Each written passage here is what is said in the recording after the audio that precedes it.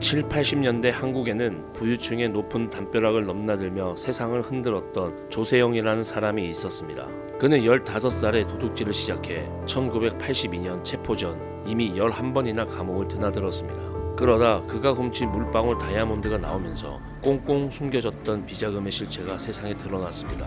이후 그는 스스로를 의적이라 칭하며 절도 5원칙을 내세웠고, 이는 대중의 환상과 시대적 불만을 교묘히 파고들었습니다. 특히 대낮에 움직이며 부촌의 경비를 무력화시킨 이른바 나트의 수법은 그를 상징하는 독보적인 표식이 되었습니다.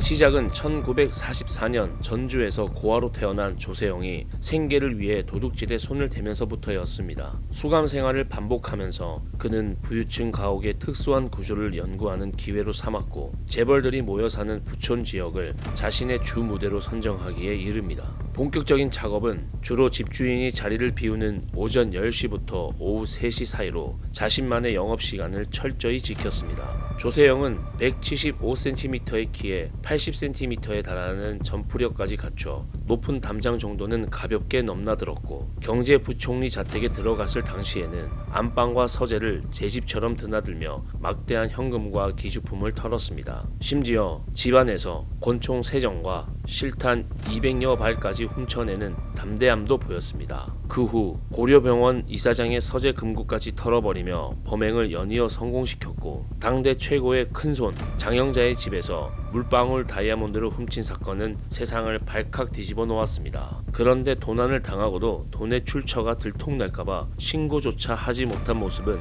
결국 고위층의 추악한 부패상을 고스란히 노출하며 사회적으로 큰 파장을 일으켰습니다. 여기에 사과 박스 속 부정한 뇌물만 털어간다는 소문까지 더해지며 도둑인 그가 대중의 지지를 얻는 기현상이 벌어집니다. 이런 분위기를 탄 그는 나라 망신을 시키지 않으려 외국인 집은 절대 털지 않겠다는 것을 첫 번째 원칙으로 내세웠습니다.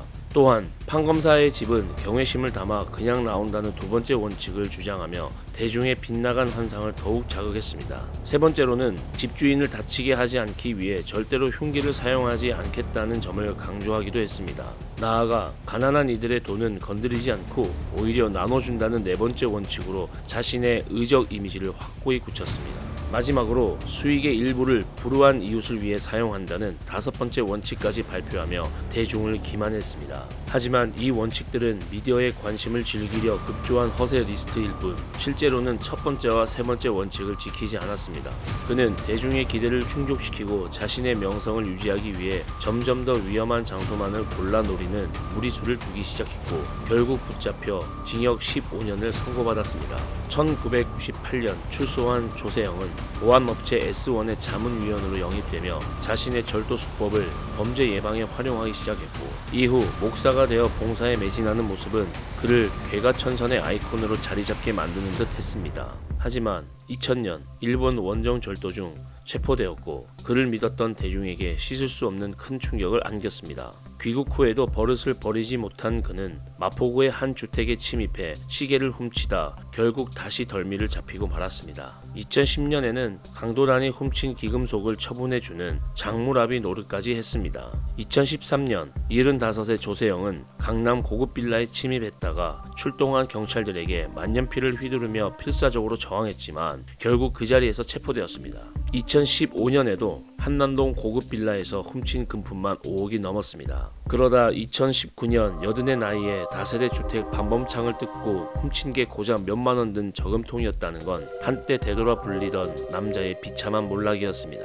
결국 2022년 용인 전원주택 절도로 다시 재판에 넘겨졌고, 2023년 2월 대법원 상고 기각과 함께 징역 1년 6개월이 확정되었습니다. 훔친 돈을 가난한 이들에게 나눠주었다던 본인의 주장과는 달리 실제로는 유흥비와 생활비로 탕진해온 초라한 실상이 드러났고, 목사 안수까지 받고 종교인으로 거듭나겠다던 약속 뒤에 계속된 범죄는 그를 믿어준 대중에게 감당하기 힘든 실망을 안겼습니다. 부유층만 노린다던 원칙마저 평범한 다세대 주택까지 손을 대면서 그가 내세운 등등 명분들은 결국 비굴한 변명이었음을 증명했습니다. 전문가들은 조세영의 이런 행보를 단순한 생계형 범죄가 아닌 심각한 수준의 상습적 절도 중독으로 분석했습니다. 결국 2023년 대법원 상고마저 기각되면서 되돌아 불리던 여든의 노인은 다시 차가운 철창 안으로 돌아갔습니다. 평생 훔친 금액은 천문학적일 것으로 추정되었지만 회수되지 못한 작물들의 행방은 여전히 묘연한 상태였습니다. 되돌아는 단어 자체는 미디어가 만든 허상이었으며 그 자리엔 비굴한 상습 절도범의 낙인만이 선명하게 남아 있었습니다.